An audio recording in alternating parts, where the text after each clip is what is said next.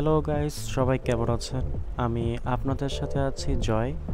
চলুন আপনাদেরকে আজ আমার সাথে নতুন কিছু অভিজ্ঞতার সাক্ষী করাবো।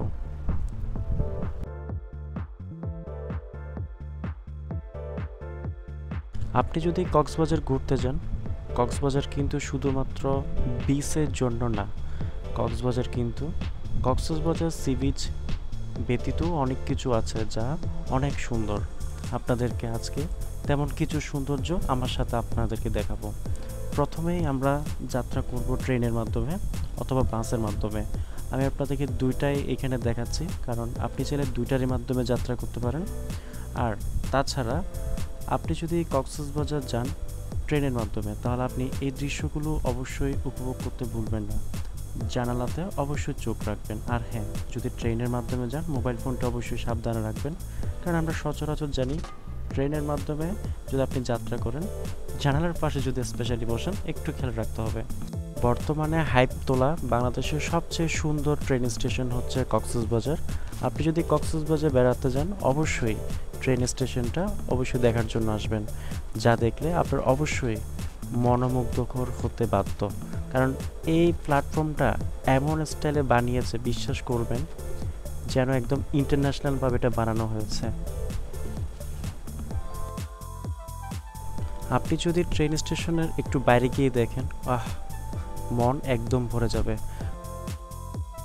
আপনি যখন কক্সবাজার বাস টার্মিনাল ক্রস করবেন, অর্থাৎ কলাতলির একটু আগে এই জায়গাটা আর একটু পূর্ব একটা জায়গা, যেখান থেকে একদম সমুদ্র বিচ পর্যন্ত দেখা যায়।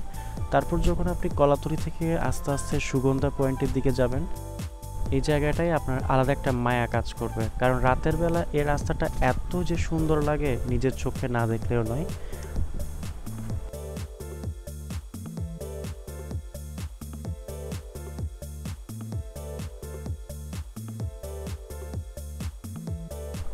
আপনি চাইলে কক্সবাজার সুগন্ধা বিচ থেকেও ঘুরে আসতে পারেন, অথবা কলাতলি বিচ অথবা লাবণী পয়েন্ট।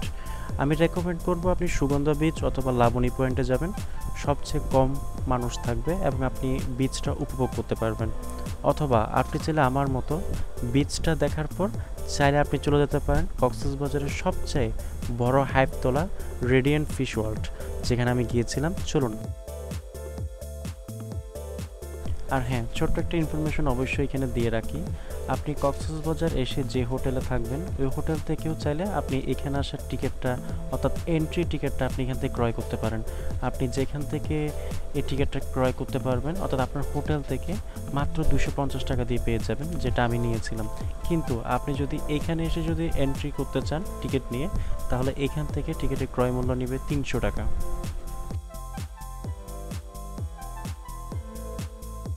এখানে ঢোকার পর থেকে আপনি এত এত প্রজাতির মাছ দেখবেন না। বাস্তবে আমি এত প্রজাতির মাছ শুধু টিভিতেই দেখেছিলাম। বেসিক্যালি হাঙ্গর মাছটা আমি শুধু এটা টিভিতেই দেখেছিলাম, এখানে এসে লাইভ দেখতে পেয়েছি। ইভেন এই মাছটা ছাড়াও আপনি এখানে এমন এমন মাছ দেখবেন যা আসলে আপনি আপনার সৃষ্টিকর্তার উপর একদম নতুন একটা বিশ্বাস জন্মিয়ে যাবে আপনার কাছে। যদিও আমরা সবাই সৃষ্টিকর্তাকে বিশ্বাস করি, কিন্তু তো ওনার রচয়িতাকে আপনি বিশ্বাস করতে শুরু করবেন, কারণ এখানে এমন কিছু মাছ আছে জাস্ট কাটা দেখা যায়, কিন্তু মাছটার মধ্যে কোনো মাংস দেখা যাবে না। এটা যদিও দ্বিতীয় তলায়, আমি এখনো নিচ তলায়। দেখুন আপনারা আমার সাথে।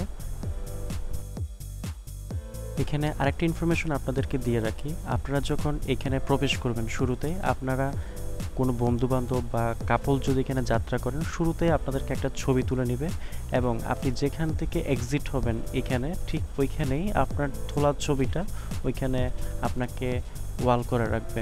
আপনি যদি চাইলে সেটা প্রিন্ট করে নিতে পারেন বা আপনি চাইলে নাও নিতে পারেন।